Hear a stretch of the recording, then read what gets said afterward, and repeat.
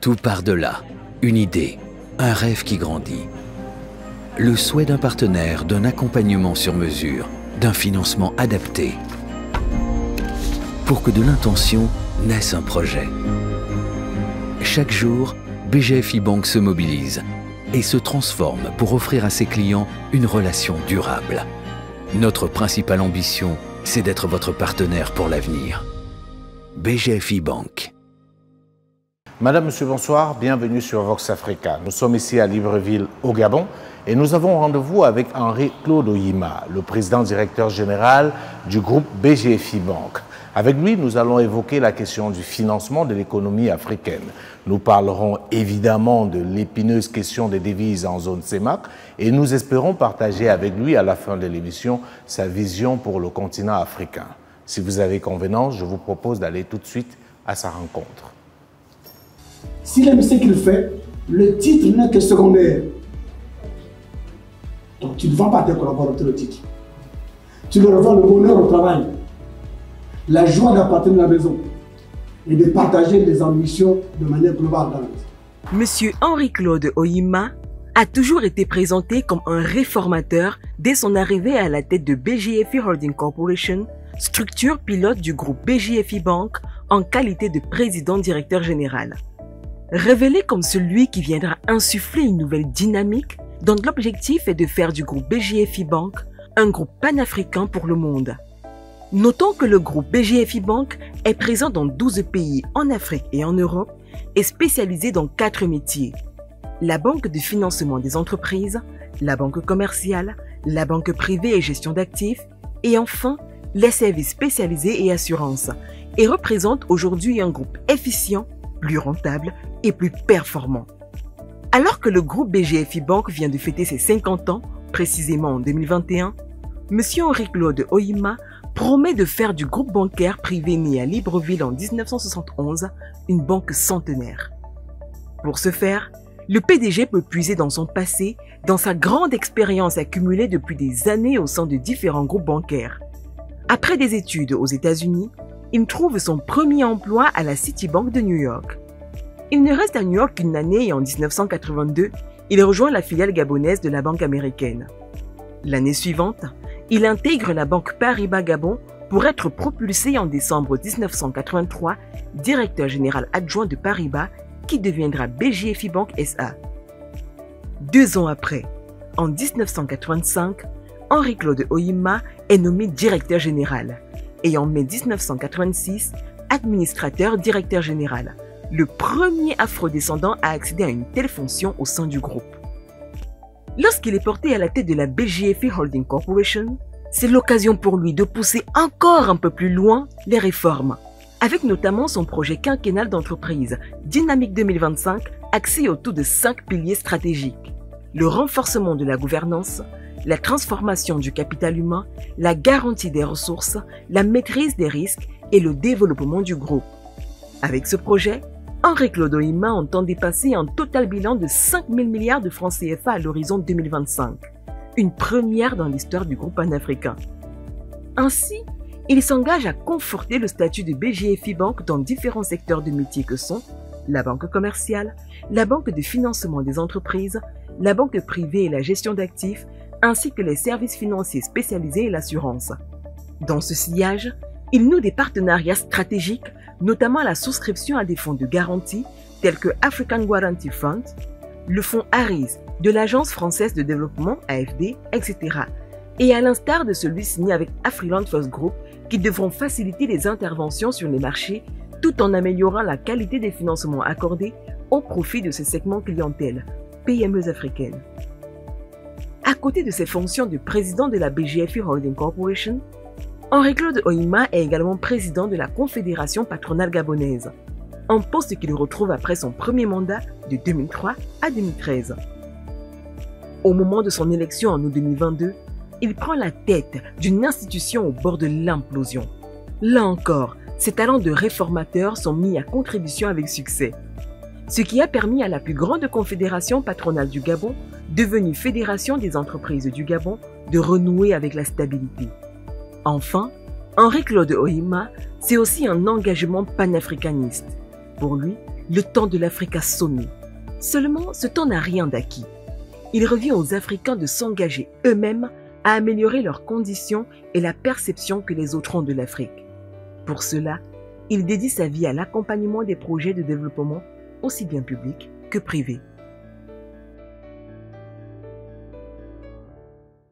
BGFI Bank, votre partenaire pour l'avenir. Madame, monsieur, bonsoir. Très heureux de vous retrouver sur Vox Africa. Comme annoncé, nous sommes venus à la rencontre de Henri-Claude Oyima. C'est le président de BGFI Holding Corporation qui nous fait le plaisir de nous recevoir ici à Libreville. Monsieur le Président, bonsoir. Bonsoir. Merci beaucoup d'avoir accepté d'échanger avec nous. Les banquiers ne parlent pas très souvent, mais vous faites l'exception d'échanger avec nous. Alors, la première question que j'ai envie de vous poser, c'est celle de la résilience du groupe qui est le vôtre. On sait que ces dernières années n'ont pas été faciles dans le monde de manière générale. On pense à la pandémie de la Covid-19 et surtout la récente guerre en Ukraine qui a chamboulé un peu le monde. Alors, comment est-ce que votre groupe a pu s'en sortir face à ces différentes crises? Déjà, merci de donner au groupe BGFI Bank, par ma voix, l'occasion de nous exprimer sur ces sujets importants. Déjà, pourquoi les banquiers ne parlent pas? Les banquiers ne parlent pas parce qu'ils sont préoccupés par la confiance et les relations clientèles qu'ils ont. Donc, quand ils parlent, il faut qu'ils aient quelque chose à dire. Justement. Et donc, vous parlez des crises tout à l'heure. Les crises font partie du monde.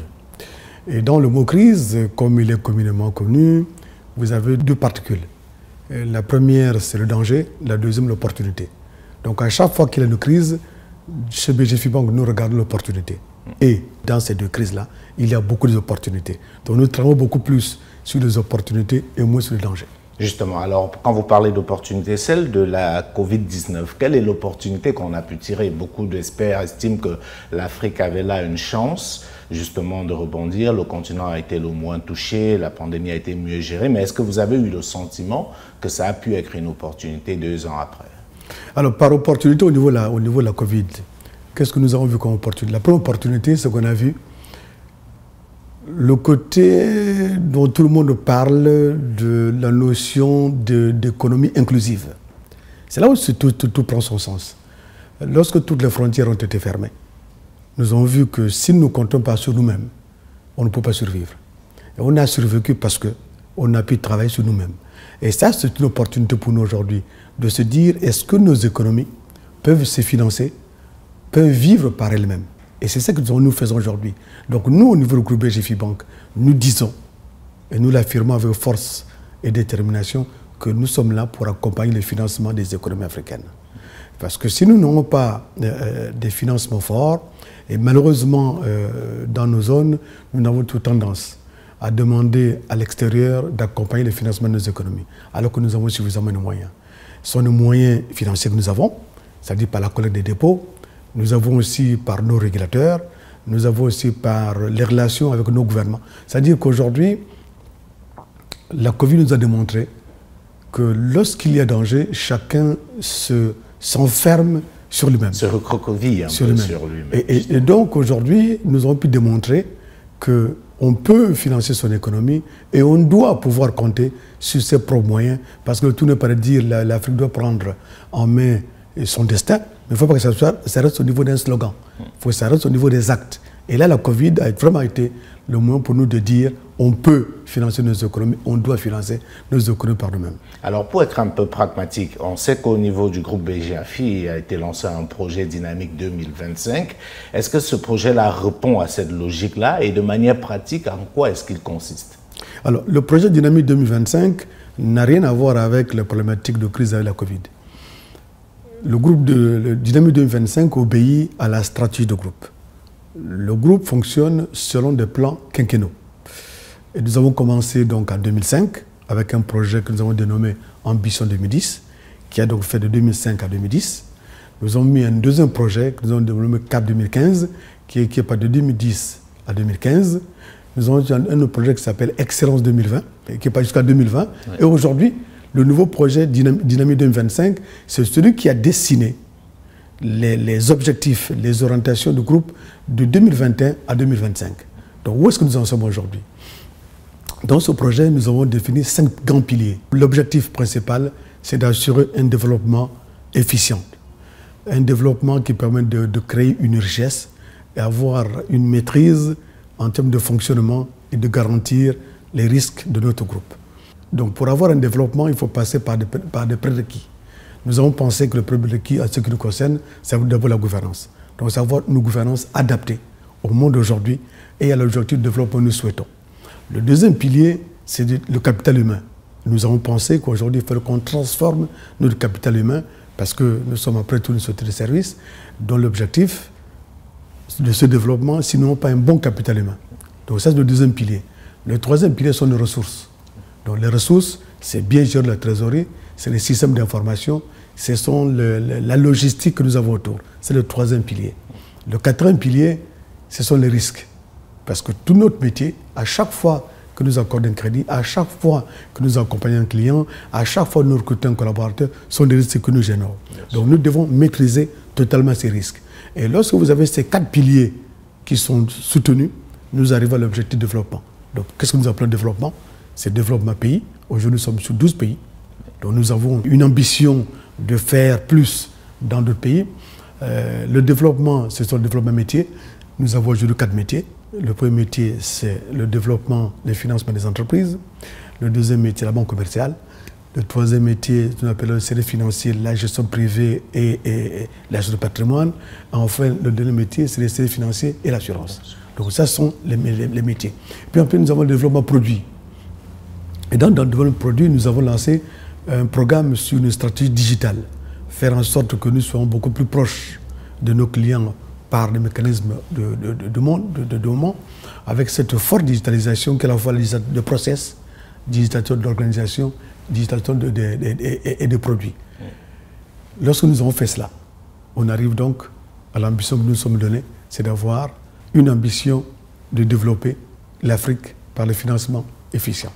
Alors, on a très bien compris cette stratégie que vous avez bien expliquée. Est-ce que c'est cela qui justifie, si je ne m'abuse, que BGFI veut, au-delà d'être une banque africaine, qui est déjà le cas, être carrément une banque internationale, qu'on puisse justement avoir le groupe à travers d'autres parties du monde, parce que l'Afrique aussi ne doit pas être juste un réceptacle. L'Afrique doit aussi avoir une posture de conquérant.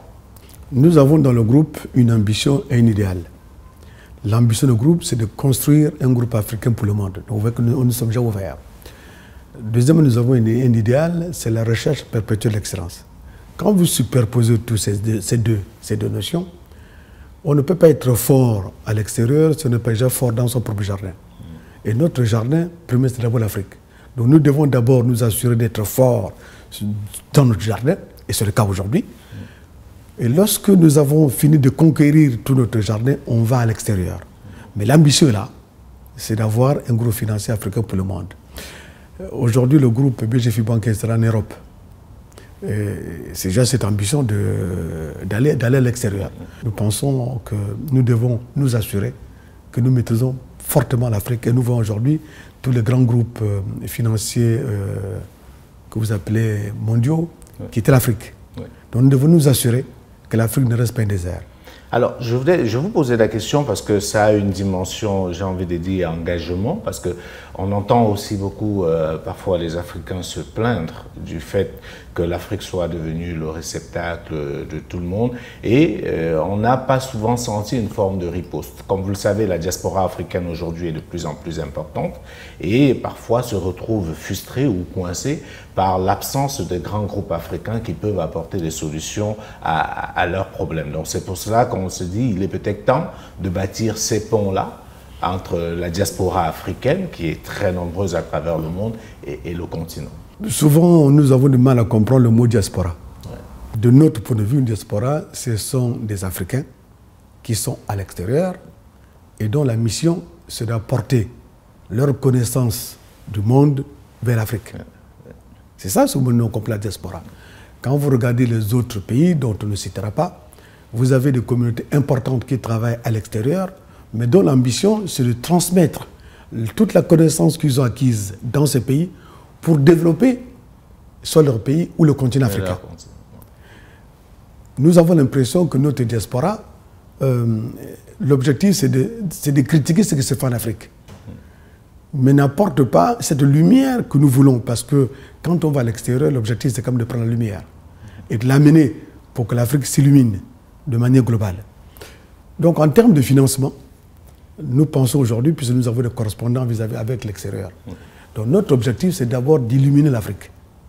Lorsque l'Afrique est illuminée, le reste du monde nous verra de manière positive. Nous devons positiver nos messages au niveau africain. Nous ne devons pas être pessimistes au niveau africain. Nous devons croire en l'Afrique. Ce n'est pas aux autres de dire que l'Afrique est le continent de demain. L'Afrique est le continent d'aujourd'hui, du point de vue des Africains eux-mêmes. Nous ne devons pas prêcher le pessimisme permanent. Nous devons prêcher l'optimisme, mais avec des actions concrètes. On ne doit pas seulement dire l'Afrique est une terre d'opportunités parce qu'on ne mange pas des opportunités. Il faut transformer ces opportunités en actions concrètes. Et c'est ce que nous essayons de faire au niveau du groupe BGF. C'est ce que je m'apprêtais à vous dire, Président. On parle beaucoup de terres d'opportunités, on parle beaucoup de l'Afrique qui est critiquée, mais ce sont aussi des faits. Vous savez aujourd'hui que pour lever des financements sur la scène internationale, c'est toujours un peu compliqué. L'Afrique est toujours sous-cotée, mal notée, est toujours présentée comme un facteur de risque à tous les niveaux. Est-ce que vous, un dirigeant de haut niveau comme vous pensez aussi qu'investir en Afrique aujourd'hui reste un risque? Vous savez, si votre histoire est comptée par les autres, vous perdez le fil de l'activité. L'histoire des Africains doit être comptée par les Africains. Comptons-nous notre histoire. On dit l'Afrique, il y a des risques. Mais nous qui sommes des banquiers africains, on ne voit pas de risques en Afrique. Ce sont les autres qui disent que l'Afrique est un continent à risque. Mais ce sont les mêmes qui vous disent que c'est un continent d'opportunité. Donc nous devons nous-mêmes établir des stratégies. Vous savez, le développement est un processus. Et donc il faut que nous on arrive à établir ces éléments avec les éléments d'entrée et les éléments de sortie et ne pas rater des stades. Il faut passer par le premier stade, le deuxième stade, ainsi de suite pour remonter. Donc nous aujourd'hui, l'Afrique, c'est nous. Nous ne pensons pas, et c'est la conviction dans notre groupe, que ce sont les autres qui viendront financer les projets africains. Et c'est parce que nous avons tendance aujourd'hui à demander, je veux dire le mot, à commander les financements à l'étranger, que les autres pensent que l'Afrique est un continent à risque. Mais quand on finance une opération, la première chose c'est quoi pour un banquier? C'est d'abord de collecter des ressources. Et nous avons la capacité de collecter des ressources puisque nous avons des bilans. Et si vous prenez le total de bilan des banques africaines, vous pouvez financer tous les projets que nous avons besoin en Afrique. Quand on dit lever les fonds, pourquoi lever les fonds doit être nécessairement synonyme de marché hors africain? L'Afrique aujourd'hui peut lever les fonds au sein du continent africain. Mais pourquoi ça ne se fait pas davantage, Président? Parce que ce que vous dites est tellement pertinent, mais dans la réalité, on a toujours l'impression que l'Afrique a besoin d'aller lever les fonds ailleurs. On parle toujours d'eurobonds, etc. Et parfois, on regarde des banques africaines en se disant, finalement, qu'est-ce qu'elles peuvent faire si nos États sont toujours obligés de se retourner vers l'extérieur? Pourquoi on ne le fait pas davantage, selon vous? Je dirais qu'on ne le fait pas davantage, c'est par facilité, ou peut-être par méconnaissance. Nous avons en Afrique la capacité de mobiliser les financements pour développer l'Afrique. C'est parce que les autres racontent notre histoire. Quand vous parlez de eurobond, c'est-à-dire ce sont des financements qu'on lève en zone euro. Bien sûr. Si vous levez les financements en Afrique, comment ça s'appelle? Il n'y a pas un nom. Peut-être trouver un nom pour ça. Faut un nom, vous pouvez appeler quoi? Africa Bond? Je ne sais pas. Et bond c'est déjà, c'est pas un mot africain. Ouais. Donc quand vous utilisez des mots qui ne sont pas les vôtres, déjà vous êtes perdu en termes de maîtrise. Parlons de nos monnaies. Nous avons des monnaies en Afrique. Nous avons des banques centrales en Afrique. L'idée qui consiste à dire que quelqu'un peut fabriquer de la monnaie, c'est un leurre. La monnaie ne peut être fabriquée que par les banques commerciales. Parce que ce sont les banques commerciales qui collectent les dépôts et qui font la transformation avec ces dépôts pour financer l'économie. Donc, pour monter ce système-là, il faut que nous puissions avoir des banques centrales qui soient solides, que nous puissions avoir des régulateurs qui soient solides et que nos réglementations soient tournées vers une réglementation de développement et pas une réglementation de répression. Donc lorsque vous avez une banque centrale qui a pour objectif de financer son économie et qui n'écoute pas ce qui s'est dit à l'extérieur parce qu'on dit nous sommes dans un monde mondialisé, On a bien vu qu'avec la Covid, on n'est plus dans un monde mondialisé, que chacun protège ses propres frontières. Oui. Donc, protégeons nos propres frontières avec déjà nos banques centrales, parce que le financement passe par la banque centrale et passe par les régulateurs avec les banques commerciales. Alors, j'ai l'impression, quand je vous écoute, Président Henri-Claude Ohima, que la question du narratif est très importante. Ça veut dire que la question de la perception que nous, en tant qu'Africains, nous avons de nous-mêmes et que les autres peuvent avoir d'eux-mêmes. Alors, comment est-ce qu'on règle ce problème? Parce qu'il y a en toile de fond, dans votre discours, la dénonciation de ce complexe d'infériorité qui habite pour la plupart certains Africains jusqu'à aujourd'hui. Alors, est-ce que vous avez une idée sur comment est-ce qu'on fait pour régler ce problème du narratif sur l'Afrique de manière générale? Je pense que d'abord, sur ce problème, ça dépend de vous, les organes de presse. Oui. Que vous puissiez un peu plus parler de nous que de prendre pour argent comptant ce que les autres disent. Vous connaissez l'histoire du lion et du chasseur. Bien sûr. Quand vous allez en forêt, un lion vous poursuit. Quand vous arrivez, que vous avez la chance de ne pas être dévoré par le lion, vous racontez votre histoire de la bravoure. Oui. Vous avez défié un lion en forêt. Mais demandez au lion de raconter la même histoire. Vous n'aurez pas la même version. Donc nous, aujourd'hui, ce que je dis, c'est que c'est à vous, les organes de presse, de parler de nos capacités à faire. Et que vous puissiez parler ça avec maîtrise un peu du sujet aussi, de ce que nous sommes. Nous parlons de financement d'économie. Le financement de l'économie ne peut pas être financé par d'autres personnes. Puisqu'on a vu le modèle aujourd'hui, le modèle aujourd'hui qui est connu, c'est quoi? C'est ce que vous appelez les IDE, les investissements directs étrangers. Pensez-vous sincèrement qu'un étranger peut venir construire votre maison? À moins qu'il soit très gentil, ce dont j'en doute. La gentillesse n'existe pas dans les affaires. Un étranger ne peut pas venir chez vous construire votre maison. Vous construisez votre maison par vous-même. Et si un étranger vous apporte une aide, vous devez vous poser la question, quelle est la contrepartie de cette aide? Parce que dans le business, il n'y a pas d'aide.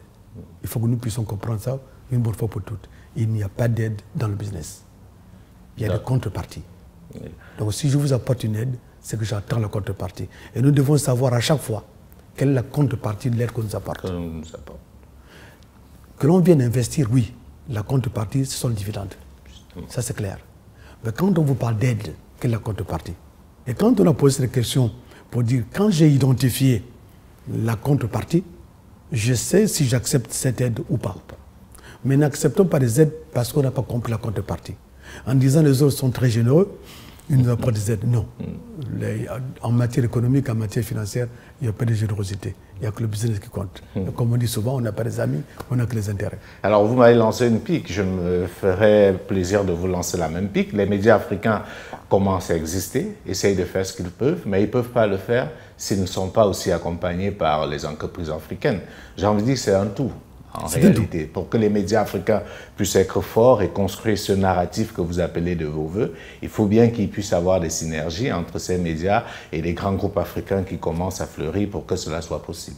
Je pense qu'on est d'accord. Je suis d'accord avec vous, mais à ce moment-là, il faut qu'il y ait un pacte de confiance entre vous, médias, et nous, entreprises. Que nous puissions parler le même langage. Justement. Que vous puissiez raconter la vraie vie des entreprises et que les entreprises puissent vous faire confiance. Justement. En disant, vous allez raconter la vraie vie des entreprises et nous savons que ce que vous allez dire fait écho. Si nous passons tout le matin à écouter les radios des autres, on ne s'en sortira pas. C'est un réel problème. Si nous passons tout le temps à voir les images des autres, on ne s'en sortira pas. Donc racontons nos propres histoires, j'insiste encore. Et là, ça, nous devons travailler ensemble. Je pense que ce qu'on est en train de faire déjà, c'est bien que vous ayez accepté de nous parler, parce qu'on avait souvent aussi ce problème de capitaines d'industrie africains ou de grands dirigeants africains qui préfèrent aller s'exprimer ailleurs que de s'exprimer sur les médias africains. Donc je pense que sur ce point de vue, on se rejoint. Je voudrais qu'on sorte de cette question en parlant d'un problème aussi qui est pratique. Vous avez évoqué la monnaie tout à l'heure, et il y a une question qui revient. Moi, je ne suis pas spécialiste du monde des finances, très loin de là, mais j'entends beaucoup parler de devises. Et j'ai discuté avec quelques entrepreneurs ici en Afrique centrale principalement, qui se plaignent de plus en plus de leur incapacité à travailler parce que, dit-on, il y a un problème de devises. Déjà, c'est quoi cette histoire de devises et qu'est-ce qui fait problème pour que nos entrepreneurs aient de plus en plus de mal à commercer, notamment avec l'extérieur? Alors, la problématique qui est posée présentement, Et ça se résume à une expression, c'est la nouvelle réglementation de change. La Banque centrale, avec les ministères en charge de l'économie et de la monnaie dans nos pays, ont adopté une nouvelle réglementation de change. Cette réglementation de change, comme ça se fait partout ailleurs, on ne peut passer d'un pays à un autre en contournant la Banque centrale. Donc la Banque centrale, c'est la mère des banques. C'est elle qui garde les devises qui sont générées dans le pays. Et c'est elle qui est normalement l'intermédiaire entre les correspondants extérieurs et les banques nationales. Malheureusement, nous étions pendant longtemps dans un système où les opérations se faisaient en contournant la Banque centrale, en faisant directement. On a vu par ce mécanisme-là, ce qu'on appelle les devises, c'est-à-dire les avoirs extérieurs de nos États, étaient détenus à l'extérieur. C'est un raisonnement normal de se dire que nos devises ne peuvent pas être détenues par une autre institution que notre propre Banque centrale. C'est du bon sens. Donc vous savez que lorsque vous bousculez les habitudes, ça devient un peu compliqué. Donc ça, c'est au niveau de la présentation de la chose. Maintenant, dans l'application en tant que telle, nous sommes des pays à la fois d'exportation de matières premières, justement, mais d'importation de tout ce que nous consommons. Lorsque les produits d'exportation ne sont pas à nous, mais à des tiers, nous allons dans des statistiques qui sont fausses. En d'autres termes, qu'est-ce que nous exportons? On exporte des minéraux, puisque c'est notre zone. Du pétrole, du gaz, du manganèse et tout cela. Mais quand nous exportons cela, est-ce que ce sont nos entreprises qui exportent? Non. Ce sont les entreprises d'autres qui exportent. Si ces entreprises ne nous appartiennent pas, mais il est normal que ces recettes ne peuvent venir dans nos pays. Par contre, nous importons tout.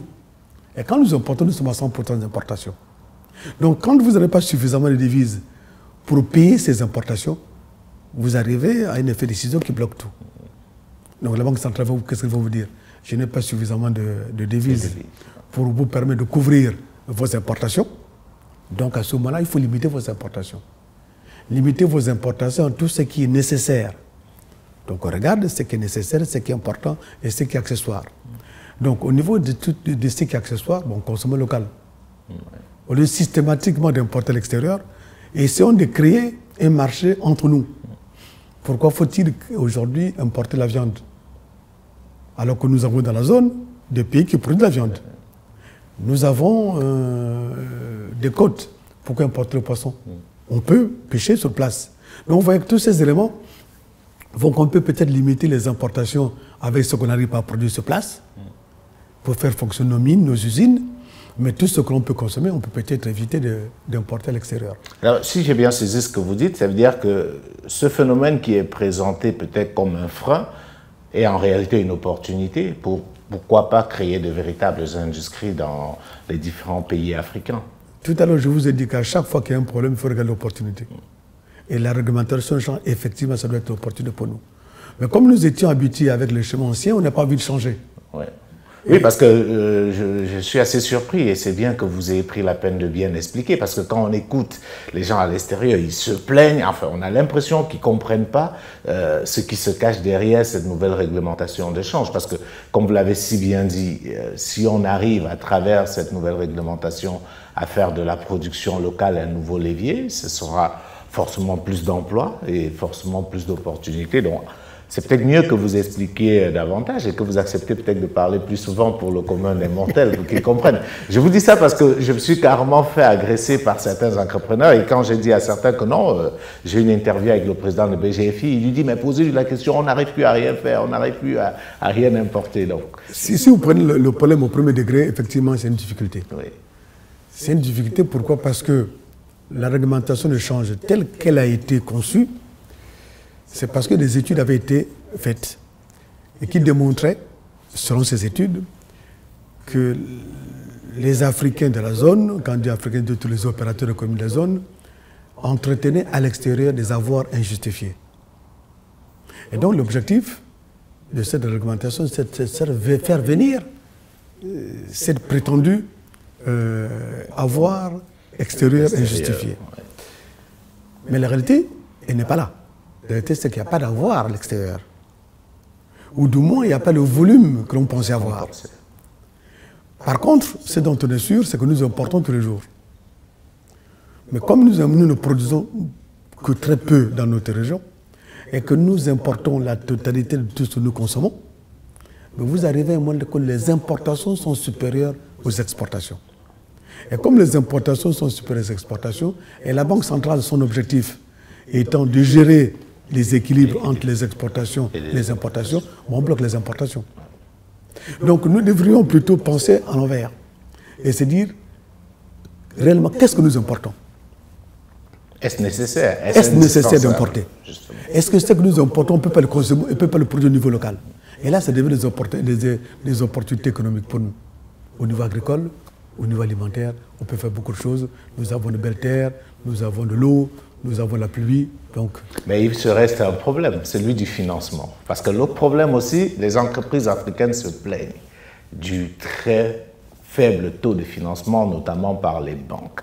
Et il y a l'épineux problème de la fameuse garantie qui revient. Et je sais que BGFI Group ambitionne d'être la banque qui finance des entreprises africaines. Alors, de manière pratique, comment est-ce que vous comptez régler ce problème d'accès au financement? Ça fait des années qu'on en parle. À un moment donné, il y avait une légende qui disait que les banques africaines étaient en excès de liquidité et on ne comprenait pas pourquoi est-ce que les entreprises se plaignaient de financement. Alors, sur cette question précise. Alors, je vais essayer d'être pratique. D'abord, quand on dit qu'une banque est liquide, c'est un pléonasme. Ouais. Une banque doit être liquide. Mais la liquidité de la banque, c'est quoi? Ce sont des dépôts qu'elle a collectés auprès des clients. Et quand elle collecte ces dépôts, puis son métier premier, c'est la transformation de ces dépôts en crédit. Il faut que je m'assure que quand je transforme vos dépôts en crédit, je m'assure que celui à qui j'accorde le crédit garantit le remboursement. On est dans un cercle qui doit être vertueux. Et celui qui prend le financement doit savoir que ce n'est pas un cadeau qu'on m'a donné. Tout à l'heure, je vous dis qu'il n'y a pas de cadeau. Justement. Donc, il sait très bien que le mot, c'est emprunter. Et quand on dit j'emprunte, je dois savoir que je dois rembourser. Peu importe le mot, je dois rembourser. Et c'est une dette. Quand on a compris ce système vertueux, il n'y a pas de problème de financement. Puisque je veux tout à l'heure, je l'ai dit, effectivement, les banques d'Afrique, nos zones particulièrement, ont de la trésorerie. Mais il faut savoir aussi que le métier de banquier est un métier qui est très réglementé. Donc si nous voulons lancer de manière forte et dynamique le financement de nos économies, nous devons nous asseoir au niveau des fédérations des banques de la zone, au niveau des ministres en charge de la monnaie du crédit, au niveau de nous, banques qu'on appelle les banques primaires dans notre jargon, pour nous asseoir pour dire comment désormais on finance nos économies. Parce que les banques qui sont régies par une réglementation ont des ratios. Vous avez les ratios de liquidité, vous avez des ratios de transformation à long terme, vous avez les ratios qui limitent les financements sur une seule contrepartie. On se met ensemble et on arrête le nouveau dispositif pour financer. Parce que sinon, qu'est-ce qu'on vous dit? On va empêcher aux banques de financer les grosses opérations. On va empêcher aux banques de financer les États. Mais les mêmes États à qui on refuse d'être financés par les banques locales, on autorise ces mêmes États à être financés par des banques extérieures. Donc vous voyez qu'on est dans un système qui n'est pas vertueux, alors que nous savons faire. Le métier de la banque, nous savons faire. Alors il faut en fait, si je vous écoute bien, une sorte de réforme, parce que le problème reste le même.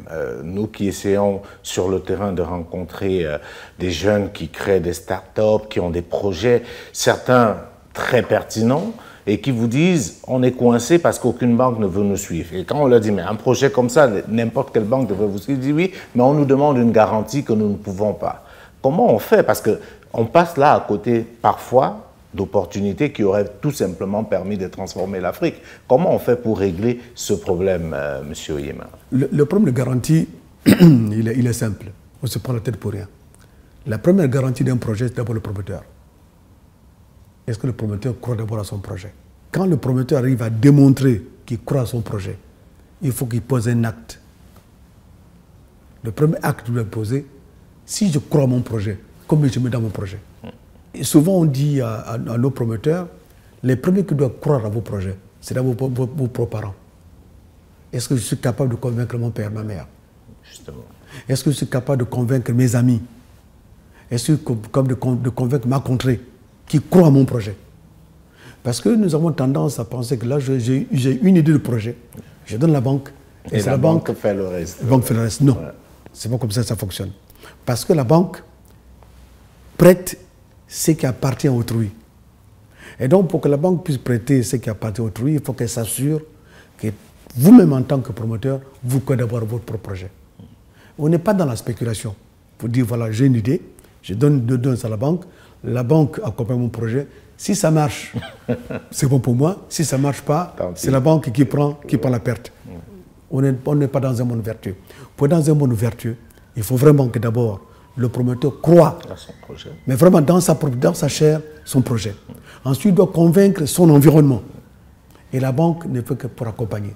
Donc le mot, nous accompagnons le financement de projet. On n'est pas devant. Nous ne sommes pas des entrepreneurs. Par contre, vous avez, dans les institutions financières, comme dans le groupe BGFI Bank, des outils, des mécanismes que nous avons mis en place de prendre des participations avec des promoteurs. Nous avons une filiale de groupe qui s'appelle BGFI Capital, qui peut prendre des participations pour autant que le promoteur arrive à convaincre cette division de la banque d'investissement. Et à ce moment-là, il peut mettre un peu de capital pour vous accompagner, mais avec un objectif de sortie. Sur une période de 5 ans, on vous accompagne. Quand vous avez grossi, ben, on vous cède la partie que nous appelons nous accompagner. On passe à notre projet qu'on appelle le capital développement. Justement. Donc ça veut dire que des mécanismes existent, mais soyons d'abord vertueux, ayons confiance en nous-mêmes. Tout part de là, une idée, un rêve qui grandit. Le souhait d'un partenaire, d'un accompagnement sur mesure, d'un financement adapté. Pour que de l'intention naisse un projet. Chaque jour, BGFI Bank se mobilise et se transforme pour offrir à ses clients une relation durable. Notre principale ambition, c'est d'être votre partenaire pour l'avenir. BGFI Bank. 2 signatures solennelles pour accroître l'inclusion financière de l'Afrique. Afriland First Group et BGFI Holding Corporation, respectivement organes fêtiers des banques éponymes, ont signé à Douala au Cameroun le 20 janvier 2023 un accord cadre de coopération interbancaire. Afin de renforcer une relation qui a cours depuis des années, mais qui avait besoin d'un cadre formel établi par les organes fêtiers. Cette relation devra permettre aux 2 grands groupes bancaires panafricains qui ont en commun d'avoir pris leur envol en Afrique centrale de consolider leurs offres grand public pour favoriser l'inclusion financière en Afrique. Les 2 groupes vont désormais mettre ensemble leurs moyens, dans le moyen humain, le moyen matériel, le moyen financier, pour mieux accompagner nos clients. Et si nous mettons ensemble, c'est notre savoir-faire, si nous mettons ensemble, c'est notre volonté de réussir ensemble, de construire ensemble. Vous savez, dans le monde entier aujourd'hui, les rapprochements se font. Et lorsque vous êtes ensemble et que vous partagez un même idéal qui est la performance de nos entreprises en Afrique centrale, l'Afrique centrale sera encore beaucoup plus forte et beaucoup plus résiliente. Pour Afriland First Group, ce nouveau rapprochement avec BGFI Holding Corporation représente un atout, un de plus dans le long combat pour la création de richesses en Afrique. Il est question de cheminer ensemble pour gagner ensemble en produisant plus de résultats au grand bonheur de l'Afrique. Actually, the 2 Pan-African Banking Group, namely BGFI Banking, BGFI Holding. Actuellement, les 2 groupes bancaires panafricains, la holding de la BGFI, ainsi que celle d'Afriland First Bank, joignent leurs efforts pour une Afrique prospère. Nous offrons une multitude de produits bancaires qui répondent aux besoins de chaque Africain et qui aident au développement économique. Quand vous avez d'un côté les moyens de paiement adaptés, accompagnés de moyens financiers solides. Parce que lorsque nous nous mettons ensemble, nous augmentons nos capacités financières. On peut dès lors créer et booster le développement économique. Both have a strong financing capacity. You can then foster and boost economic development. Le nouveau cadre de coopération créé entre Afriland First Group et BGFI Holding Corporation couvre plusieurs secteurs d'activité, entre autres la formation, le commerce international, les transferts d'argent, les opérations de trésorerie ou encore l'ouverture de comptes de correspondants. Ceci dans toutes les régions où les deux groupes sont désormais présents, l'Afrique centrale, l'Afrique de l'Ouest, l'Afrique de l'Est, l'Europe et même l'Asie. Alors, récemment, à Douala, au Cameroun, vous avez signé un accord de coopération avec une autre banque africaine, panafricaine, Afriland First Bank. Est-ce que vous pouvez nous en dire davantage? Déjà, qu'est-ce qui a motivé? Quelle est la vision derrière? C'est effectivement un bel exemple pour nous de coopération sud-sud. Vous savez qu'habituellement, la coopération, c'est nord-sud, ainsi de suite. Nous avons pensé qu'on pouvait peut-être signer des coopérations sud-sud.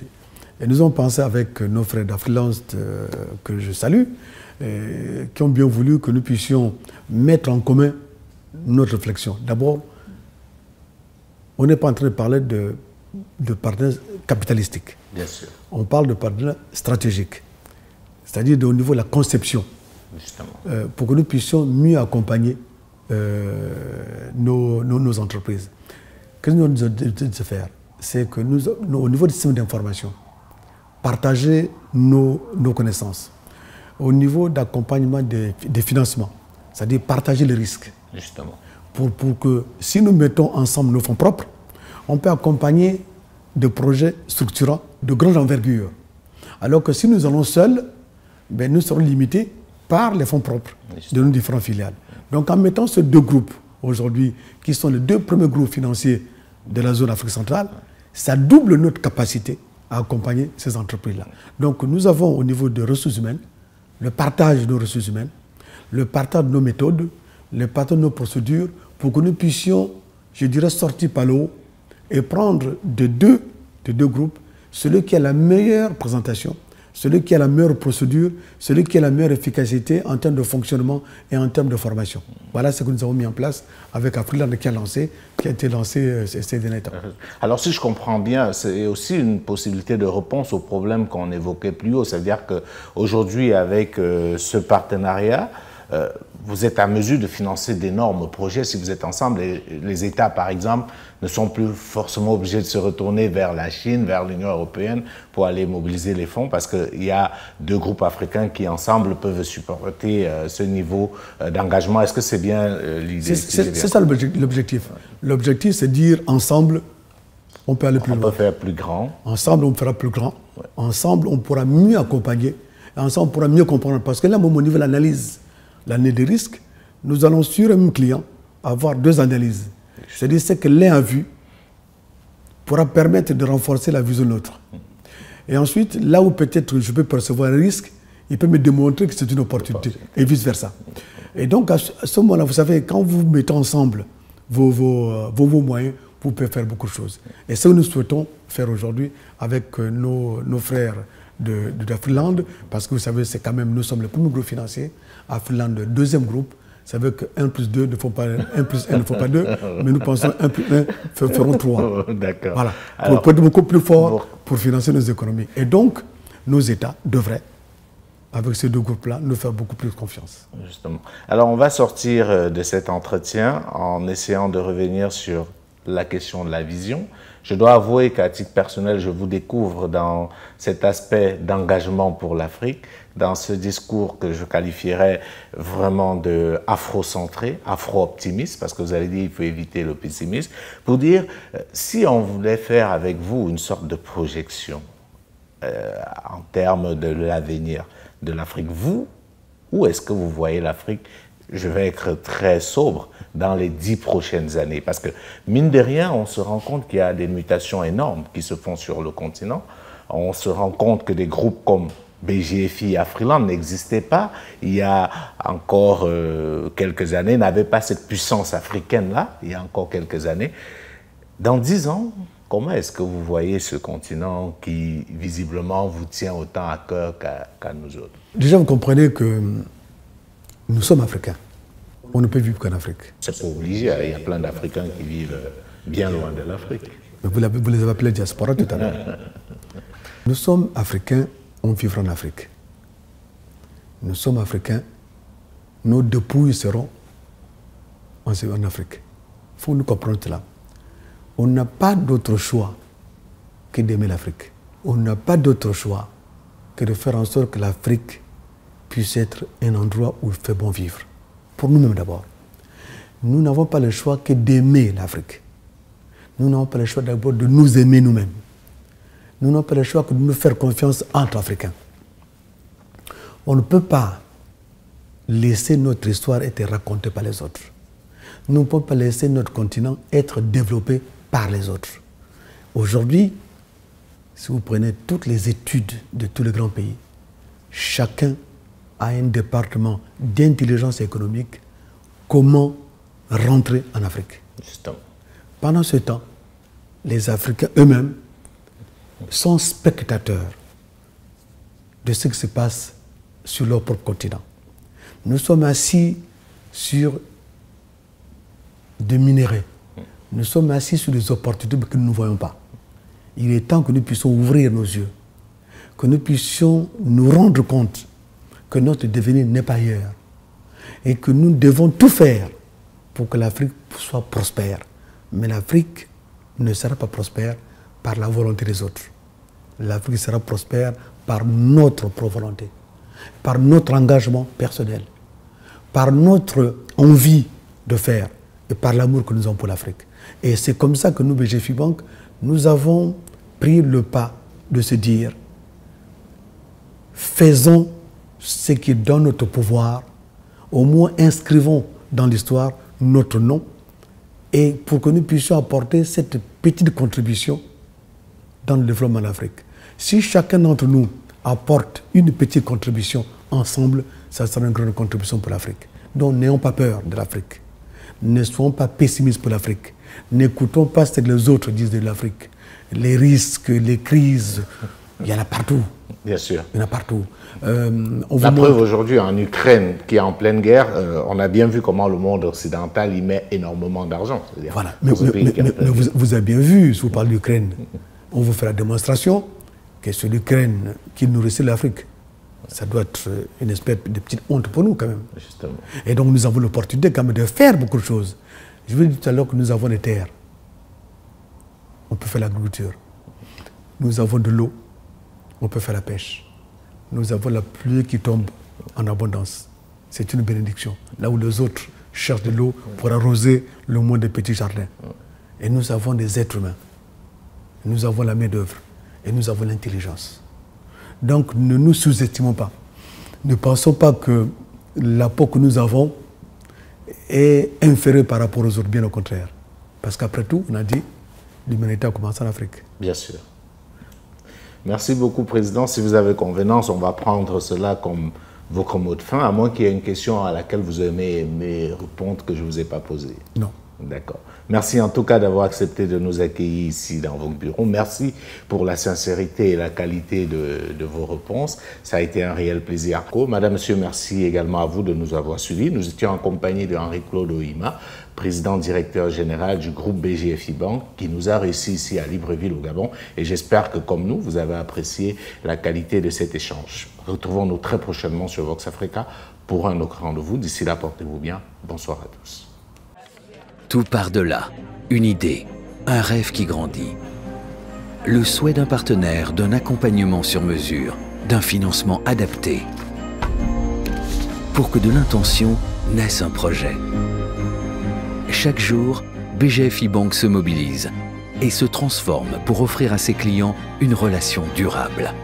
Notre principale ambition, c'est d'être votre partenaire pour l'avenir. BGFI Bank.